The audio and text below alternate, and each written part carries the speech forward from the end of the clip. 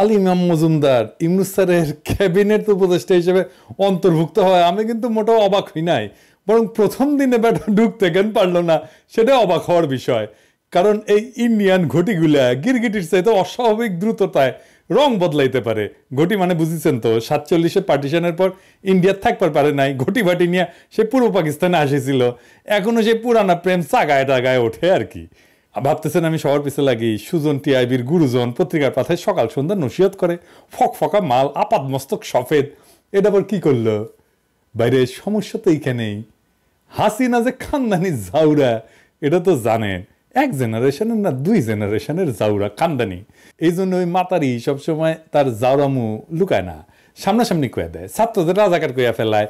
এর বাপ দেশ স্বাধীন করেছিল, এটা তার দেশ, এতে তার বাপ স্বাধীন করে দিছিল, বেশি কথা কইলে সবকিছু বন্ধ কইরা বসে থাকবে। হ্যাঁ, ঠিক তেমনি আপনারা এখন এটাও জানেন যে ভাটা হারুনের টুনটুনি সাইজ কত, কারণ হাউন আঙ্কেল এটা আমাদের দেখাই দিছে। সমস্যা হইলো এইসব ঘাপটি মারা আলী ইমাম মজুমদারদের নিয়া, এর থেকে ওই হারপিক মজুমদার ভালো, কথা অন্তত সামনাসামনি কয়। আর এই আলী ইমাম মজুমদারের হইলো আস্তা শয়তান। এদের ওই টুনটুনির সাইজ কত সেটা আর সহজে বুঝতে পারবেন না, সেদিক দিয়ে এরা জবরসে আনা। আমার তোমার অভ্যাস খারাপ, আমার এক্সরে চোখ দিয়ে শুধু টুনটুনি সাইজ না, টুনটুনির লড়াচড়া সব দেখতে পারি, গাবের না এক্সরে দিয়ে শুধুমাত্র জাউরাদেরটাই দেখা যায়, আমার লক্ষ লক্ষ ভালো মানুষ দর্শক শ্রোতাদের দেখা যায় না। আজ হঠাৎ এই সফেদ আলী ইমাম মজুমদারের টুনটুনি আমার এক্সরে ধরা পড়িছে, দেখলাম ওইটা লড়তেছে খুব, তো কতখানি টুনটুনি সেটা আনা দেখাই আপনাদেরকে, কয়া দিই। কারণ ওর ইতিহাসের পাতা উল্টা উল্টা দেখলাম যে বেটা 111-এর বিশ্ব জাউরা টিমের গোলকিপার, ফখরুদ্দিন মঈনুদ্দিন সরকারের সময় একই সাথে ক্যাবিনেট সেক্রেটারি আর প্রধান উপদেষ্টার মুখ্য সচিব ছিল, 2টা পদ একই সাথে ধরেছিল। দেখেছেন কত কামেল মানুষ, আমলাদের সবচেয়ে বড় 2টা গুরুত্বপূর্ণ পদ একজন দখল করে ফেলছিল। ভাবতেছে ওরা বাবার টুনটুনিটা কত বড়, আমি দেখা দিতেছে টুনটুনি।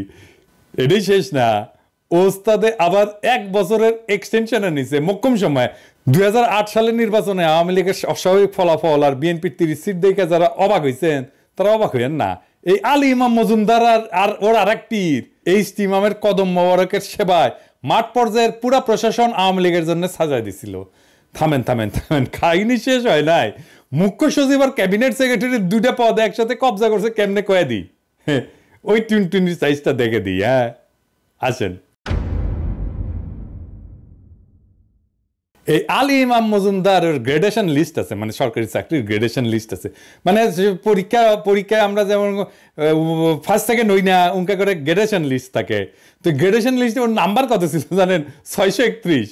তো ওর উপরে ছিল আর একজন ক্যান্ডিডেট যে এটা হইবার পারল নি, 204 নাম্বার, তার নাম ছিল আবুল কাশেম। 205 নম্বরে ছিল হেদায়েতুল ইসলাম। এই 2 জনকে রাষ্ট্রদূত করে পাঠাইছে 2 দেশে, ব্রুনাই আর ফিলিপাইনে। আর 222 নম্বরে ছিল আবু সোলাইমান চৌধুরী, ওদের প্রাইভেটাইজেশন বোর্ডের আঙুল চোষা পদে বদলি করে দিছে। আর এর সাথে আছে ওর আগের ব্যাচের যারা সিনিয়র ছিল তারা যেন পদোন্নতি না পায়, এটা বঞ্চিত করার জন্য দুনিয়ার বাইরের পদোন্নতি একটা নীতিমালা বানিয়েছিল। বলছে পদোন্নতি পাইতে সারা জীবনের এসিআরে ভালো নম্বর লাগবে, কারণ ওই শয়তানটা এটা কয়ে দিই, ওই যে এসিআর বার্ষিক গোপনীয় প্রতিবেদন, বুঝছাও, এই সরকারি কর্মচারীদের প্রত্যেকের একটা বার্ষিক গোপনীয় প্রতিবেদন থাকে, ওইখানে মার্কিং করা থাকে যে ক্যাঙ্কা কাজ করিছে, বুঝছাও, ওইটা এখন নম্বর দেওয়া থাকে। আর আগে এটা নম্বর দেওয়া থাকতো না, ABCD করা থাকতো, এখন এটা নম্বর দেওয়া ছিল। তো ওই কইছে যে সারা জীবনে প্রমোশন পাইতে হইলে সারা জীবনে এসিআর এর নম্বর লাগবে। ও কিন্তু জানতো যে এর সাথে নম্বর দেওয়া ছিল না, ABCD ছিল। এইভাবে তার সিনিয়র শত শত যোগ্য কর্মকর্তার হাতে হারিকেন ধরাইয়া বাড়ি পাঠাই দিছে। পরবর্তীতে হাইকোর্ট কিন্তু কইছিল যে এই নীতিমালা, পদোন্নতি নীতিমালা অবৈধ। আর এই পদোন্নতি নীতিমালা বানাইছিল এই হারামজাদা আলী ইমাম মজুমদার। পরে কিন্তু হাইকোর্ট কইছিল যে এই নীতিমালা অবৈধ আর অসৎ উদ্দেশ্যে করা, সেই জন্য বাতিল কইরা পদমর্যাদা ফিরাই দিতে বললেও ক্ষতি যা হওয়ার সেটা তো হয়ে গেছে। এখন আবার উপদেষ্টা হইয়া শেখ হাসিনার সচিবদের ত্রাণকর্তা গডফাদার হইয়া তাদের রক্ষার মিশনে শুধু নামে নাই, বরং সাথে সাথে আরো কয়টা শয়তানদের সাথে নিয়ে শয়তানদের একটা সিন্ডিকেট বানায় নতুন 111 মডেলে অন্তর্বর্তীকালীন সরকারের 12টা বাজানোর মিশনে নামিছে। এবার আসেন এক এক করে কয়ে দিতেছি ওদের আকামের ফিরিস্তি। এই হারামজাদা হাসিনার 96-2000 মেয়াদের সময় কক্সবাজার আর সিলেটের ডিসি আছিল। হ্যাঁ, দূর পাইছে আমাদেরকে। তো ডিসি কাদের বানানো হয় তা জানেন তো আপনারা, তাই না? এখন প্রায় পত্রিকায় সততার ন্যায়ের বয়ান দেয় আরামজাদা, বুঝছেন? কেমন যাওরা ডিসি হয়েছিল, তো ডিসি কাদের বানায়? আমাদের দূর পাঠাইছে। শুনতেছি ইমাম সাহেবের এক মুয়াজ্জিন সোরা নুরুল ইসলাম, যাকে খালেদা জিয়া সরকারের সময় দুর্নীতি আর গুরুত্বপূর্ণ সরকারি নথি ষড়যন্ত্রের নীল নকশায় গোপনে কপি করার জন্য প্রধানমন্ত্রী কার্যালয় থেকে লাথি মেরে বের করে দেওয়া হয়েছিল, তাকে দুদকের চেয়ারম্যান করার পায়তারা করতেছে। কিন্তু এই এখন বানাবে ও। ইমাম সাহেব কইতেছে তার জন্ম নাকি আবার 50 সালে, মনে হয় বয়স চুরি ভালোই শিখেছেন ইমাম সাহেব। আরেকম আপনি হাসিনার বানানো সোরা 5টা সচিব একটা সরান নাই, তাদের নিয়ে প্রধান উপদেষ্টার মিটিং মারান, তাই না? লোক দেখানো ইধার কা মাল উধার করে। স্বাস্থ্য মন্ত্রণালয় থেকে প্ল্যানিং কমিশনে দেখায় যে ট্রান্সফার করেছি। হাসিনার ক্যাবিনেট সচিব মাহবুবকে এখনো ওই পদে বলাল রাখিছেন কে? আমরা কি সদনা, আমরা কিছু বুঝি না। এবার প্রফেসর ইউনূসের কিছু কথা কই আপনার এই মালটা সম্পর্কে। ওরা তো নিছেন উপদেষ্টা বানায়, আপনার উপদেষ্টা হয়েছে, আসে ওর সম্পর্কে জানেন, জানা লাগবি না? স্যার আপনার কলে একটা দুর্নাম আছে, চিটাং হইলে আপনার আর কিছু দেখেন না নাকি? সত্য মিথ্যা জানি না, তো এই জাউরা কলে ঘটি, চট্টগ্রাম না। চট্টগ্রাম বিশ্ববিদ্যালয় থেকে পাশ করা ছাড়া আপনার কাছাকাছি হওয়ার আর কোনো যোগ্যতা নাই। আপনি যে বিশ্ববিদ্যালয়ের শিক্ষক ছিলেন এক সময়, বিশ্বাস করেন স্যার, এই হারামজাদা ঘটি না সরাইলে ও বদমাইশ আপনার 12টা বাজাইতে কোনো আকাম করা বাদ রাখবে না। ওই ইনকায় জাউরা। হাসিনা তো 2 জেনারেশনের জাউরা ছিল, ওই 1 জেনারেশনের জাউরা, কিন্তু 1 জেনারেশনের জাউরা হাসিনার চেয়ে কম চড়া না গেল। এটা 6 জন নতুন সচিবকে এই সরকারের চুক্তিভিত্তিক নিয়োগ দিছে, যারা 111-এর কুশীলব। এরা স্বরাষ্ট্র, স্বাস্থ্য, জনপ্রশাসন, শিক্ষা এবং যোগাযোগ সব কয়টা গুরুত্বপূর্ণ মন্ত্রণালয়ের সচিবের দায়িত্ব নিতেছে একে একে। এই প্রক্রিয়ার অংশ হিসেবে বিশেষ কেস হিসেবে দাপ্তরিক দুর্নীতির জন্য প্রধানমন্ত্রীর কার্যালয় থেকে বহিষ্কৃত অবসরপ্রাপ্ত অতিরিক্ত সচিব নুরুল ইসলামকে তার গুরু ভারত ভূমিতে জন্ম নেওয়ার সন্তান আলী ইমাম মজুমদার ইতিমধ্যেই সচিব পদে পদোন্নতি দিছে এবং তাকে সকল আর্থিক সুবিধা সহ জনপ্রশাসন মন্ত্রণালয়ে সংযুক্ত ছিলেন বইলা দেখানো হইতেছে। মানে এই যে এই নুরুল ইসলাম অতিরিক্ত সচিব হিসেবে অবসর নিয়েছিল, কিন্তু আমাদের মনে করতে হবে যে অবসরের 2.5 বছর আগেই সে সচিব হয়েছে। মনে করতে হবে, হ্যাঁ, ওই যে শেখ মুজিব যেমন হয়েছিল, মনে করতে হবে সে নির্বাচিত, বুঝছাও? এবং ওই জন্য শুধু এটা না, এই জন্য পাওনা বেতন টেতন সব দিতে হবে। চমৎকার, এটা কেবল শুরু। এবার আলী ইমাম মজুমদার নুরুল ইসলামকে দুদকের চেয়ারম্যান বানাবে।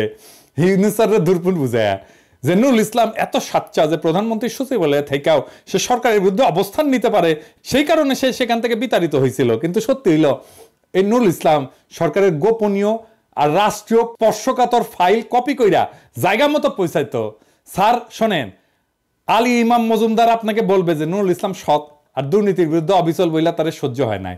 আসলে বেটা ফাইল চোর। নিশ্চিত আপনি নিজে খোঁজ নেবেন, ভালো করে খোঁজ নেবেন। আমার কথা বিশ্বাস করার দরকার নাই, আপনি নিজের লাইনে খোঁজ নেন। আপনি বায়াস হওয়ারও দরকার নাই, আপনি নিজের লাইনে খোঁজ নিয়ে দেখেন এক ফাইল চোরা কিনা। নিশ্চিত থাকেন এই হারামজাদা আপনার বিরুদ্ধে একই কাজ করবে আর পরিস্থিতি মতো এগুলো আপনার বিরুদ্ধে ব্যবহার করবে। এই আলী ইমাম মজুমদার একবার জানাইছিল স্বাধীনতার ঘোষণাপত্রের মূল কপি নাকি পাওয়া যাচ্ছে না। ওরে জিগান, তুই তো সব সরকারে মধু খাইছিলি, আর তোর দোষ নুরুল ইসলাম তো ফাইল কপির ওস্তাদ, চুরির ওস্তাদ, ওর কাছেই ছিল। স্যার আপনি তো জানেন আমি কারো পক্ষে কথা কই না, একমাত্র বাংলাদেশ ছাড়া, বাংলাদেশের জনগণ ছাড়া। আপনারে কই 1 সেকেন্ড সময় নষ্ট না করে আলী ইমাম মজুমদার, নুরুল ইসলাম আর ফজলুর রহমানদের এই মুহূর্তে বিদায় দেন পাছায় লাথি দিয়া। বেশি দেরি করলে কিন্তু সর্বনাশ হয়ে যাবে। আপনি তো নিজের জীবন দিয়া দেখছেন আমলারা কিভাবে আপনাকে টাকা পাচার, গরিবের হক মারা আর সুদখোর হিসাবে প্রতিষ্ঠিত করতে হাসিনারে সহায়তা করছে। আপনার বিরুদ্ধে মামলার ফাইলকে রেডি করছে, আমলারা তো রেডি করছে না। আপনার ভুল করার বা ব্যর্থ হওয়ার কিন্তু কোনো সুযোগ নাই স্যার। আপনার ভুলে আমরা সবাই শেষ হয়ে যাব। দেশে অনেক ভালো মানুষ আছে, দেশে অনেক দক্ষ প্রশাসক আছে, দেশে অনেক দক্ষ আমলা আছে। এই গিরগিটিগুলা আপনার কাছে না থাকলে কিচ্ছু হবে না, আপনি নিশ্চিত থাকেন। এই আলী ইমাম মজুমদার নুরুল ইসলামের আধ্যাত্মিক গুরু সাবেক সিএসপি মোহাম্মদ ফজলুর রহমানকে শিষ্য ইমাম ইতিমধ্যে জনতা ব্যাংকের চেয়ারম্যান বানাইছে। তো ইউনূস স্যার আপনি কার পরামর্শে আলী ইমাম মজুমদারকে আপনার ঘনিষ্ঠ সহচর বানাইছেন জানি না, তবে আমার এই ক্ষুদ্র বুদ্ধিতে যা বুঝি, এই আলী ইমাম মজুমদার নুরুল ইসলাম যদি মঞ্চে থাকে আর পিছনে যদি চাণক্য ফজলুর রহমান ডাইরেকশন মারে, তাইলে কলে সারা অচিরেই কাশিম বাজার কুটি ষড়যন্ত্রের রিমেক এই বাংলাদেশে দেখতে পাবেন। তখন আপনি কইবেন সিরাজদৌল্লার মতো কে দেবে আশা কে দেবে ভরসা বলে পথে পথে ভরসা খুঁজে ফিরবেন, কিন্তু দেখবেন আপনার সাচ্চা ভরসা দেওয়ার আসল রহিমউদ্দিন ভরসারা পৃথিবী থেকে চলে গেছে, নাই হয়ে গেছে। তো আলী ইমাম মজুমদারের টুনটুনি দেখা শেষ হয় নাই, ওর টুনটুনি আরো কিছু দেখে নেই।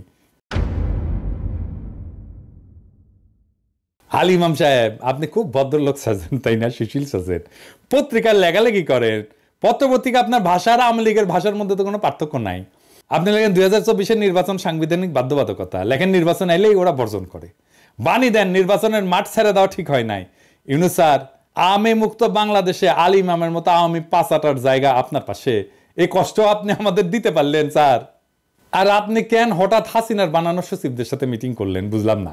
পরামর্শটা যে আলী ইমামের সেটা বুঝতে পণ্ডিত হওয়ার দরকার নাই, তবে একটা উপকার আমার হয়েছে, ছবির একটা ফ্রেমে বদমাইশগুলোর একসাথে দেখার সুযোগ পেয়েছি।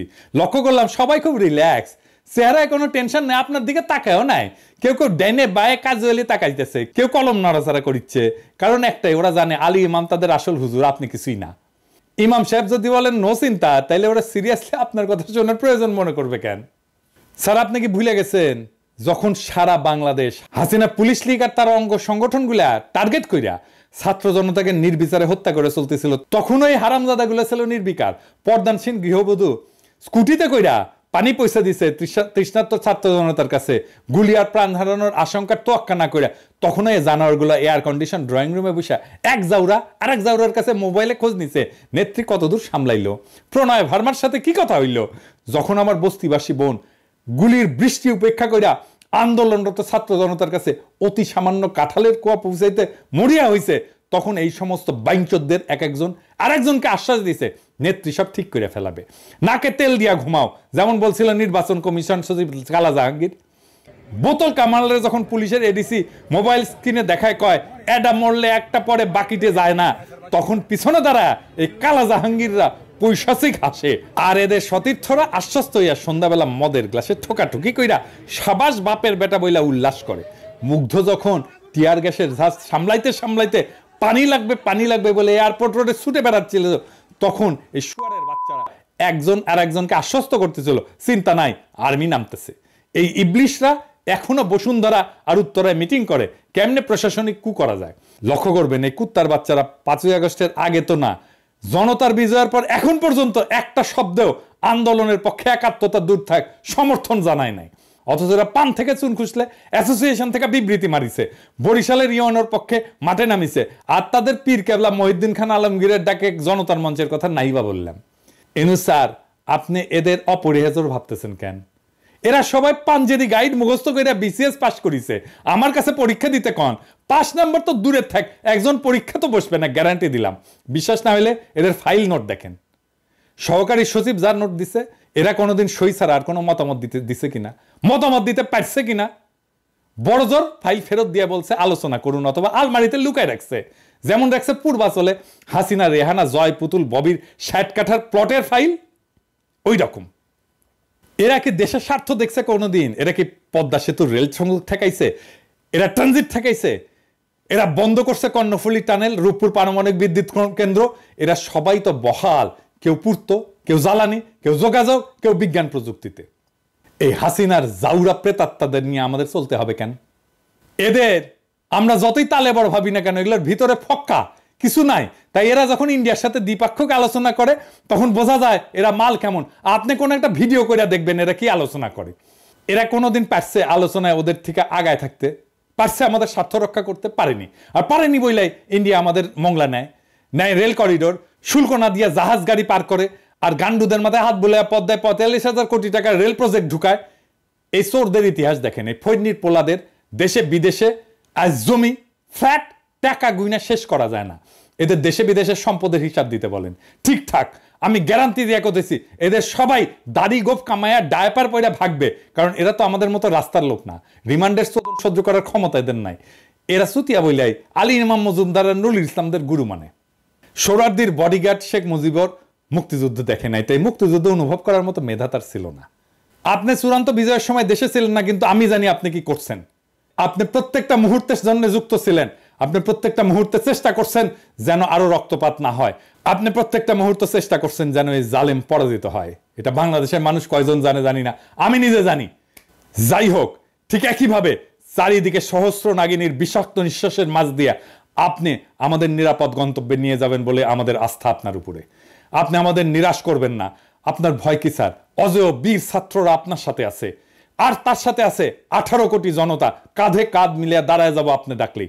আর যদি আপনিও আলী ইমামদের ফাঁদে ইন্দুর হইয়া যান, আর আলী ইমাম নুরুল ইসলাম ফজলুর রহমান প্রশ্নে থাইকা যাওয়া হাসিনার জাউরারা যদি নিজেদেরকে ইঁদুর মারা বিড়াল মনে করে, তাইলে ওই ইঁদুর মারা বিড়ালরা শুনে রাখো, বিড়াল বাঘের মামা মনে কইরা ফাল পারতে পারে, কিন্তু এদের জন্য বাঘের আব্বাজানে খাবার দরকার নাই, হুঙ্কারি যথেষ্ট।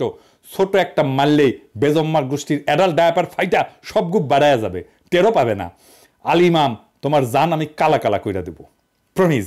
নিজে থেকে ভাইগা গেলে ছেড়ে দেব, কিন্তু গার পেলি করলে ইনকা গালি খাবা যে এর চাইতে হোগায় গুলিস্তানের কামান নিলে কম কষ্ট হইতো মনে হবে। জানো তো, বাঘে চুলে 18 ঘা, ঠোলায় চুলে 36 ঘা, আর পিনাকি চুলে জয় বাংলা।